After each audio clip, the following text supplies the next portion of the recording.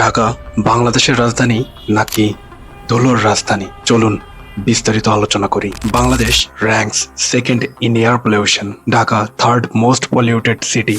Dhaka's air most polluted in the world this morning.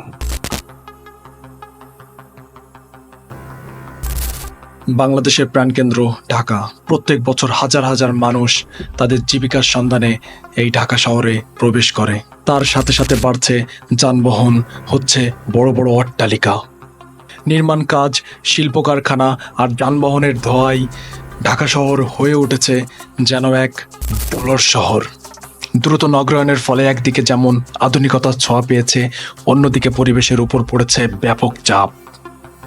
তার মধ্যে সবচেয়ে বড় সংকটগুলোর একটি হচ্ছে ধুলাবালি ও বায়ু দূষণ। বর্তমানে ঢাকার বায়ুর মান পৃথিবীর সবচেয়ে দূষিত শহরগুলোর মধ্যে অন্যতম।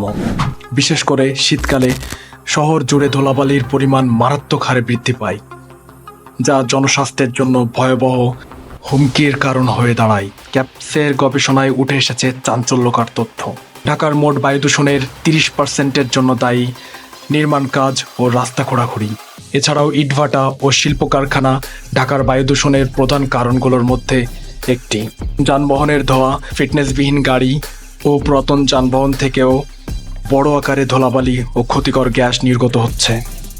গ্লোবাল সায়েন্স জার্নালের এক গবেষণা অনুযায়ী শীতকালে প্রতিদিন প্রায় 2000 মেট্রিক টন ধুলাবালি ঢাকার আকাশে ভেসে বেড়ায় এবং 500 মেট্রিক টন ধুলা জমে মাটিতে। 2025 সালের জানুয়ারিতে ঢাকার বায়ুগুণ 31 দিনের মধ্যে 10 দিন ছিল বিপজ্জনক এবং 21 দিন ছিল খুবই অস্বাস্থ্যকর পর্যায়। এয়ার কোয়ালিটি লাইফ ইন্ডেক্সের মতে বাংলাদেশের মানুষের গড় আয়ু 7 বছর পর্যন্ত কমে যেতে পারে। ঢাকার বায়ু দূষণ মানুষের স্বাস্থ্যের উপর ফেলছে মারাত্মক প্রভাব। এই বায়ু দূষণের কারণে মানুষের হচ্ছে শ্বাসতন্ত্রের সমস্যা, যেমন হাঁপানি, ব্রঙ্কাইটিস। হৃদরোগের ঝুঁকি বৃদ্ধি পাচ্ছে, ফুসফুসের ক্যান্সার হচ্ছে। শিশু ও বৃদ্ধের ক্ষেত্রে আরও মারাত্মক প্রভাব ফেলছে। মানুষের মানসিক চাপ ও অস্বস্তি বৃদ্ধি পাচ্ছে। ধীরে ধীরে মানুষ হয়ে যাচ্ছে দুর্বল।